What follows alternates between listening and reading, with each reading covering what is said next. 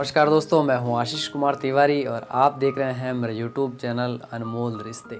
आज मैं आपके सामने एक छोटी सी कहानी पेश करता हूं। ये कहानी मुझे आप लोगों में से किसी ने मुझे भेजी है। एक बार क्या होता है, एक गरीब व्यक्ति का लड़का होता है। वो अपनी भेड़ बकरियों को चराने एक जंगल में जाता है।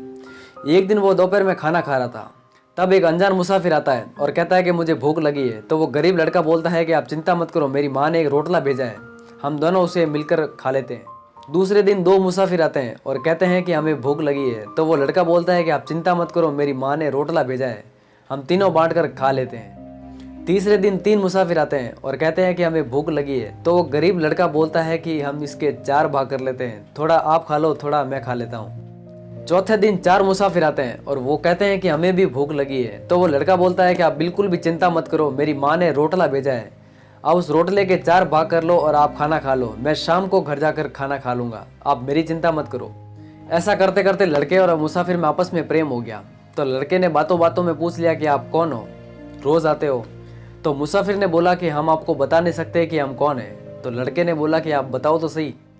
तो वो मुसाफिर बोले कि हम यमदूत हैं और यहाँ नीचे किसी का प्रण लेने के लिए आते हैं, और हम ये बात तुमको बता देंगे तो कल से तुम हमें खाना नहीं खिलाओगे।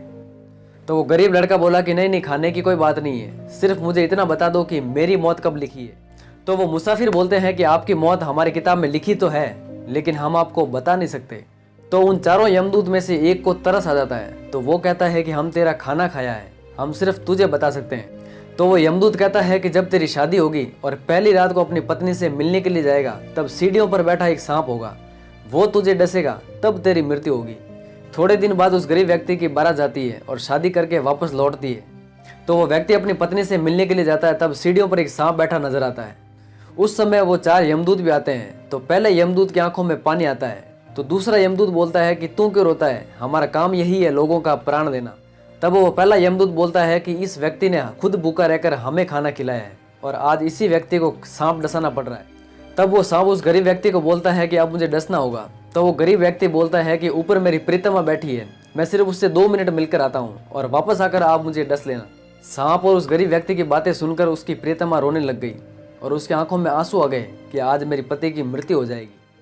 उसी समय ऊपर वाली खिड़की से एक गर्भवती महिला की आवाज़ आती है और वो जोर जोर से चिल्लाती है कि आंटी जी मुझे खाना दीजिए, मुझे बहुत भूख लगी है, मेरे पेट में बच्चा है।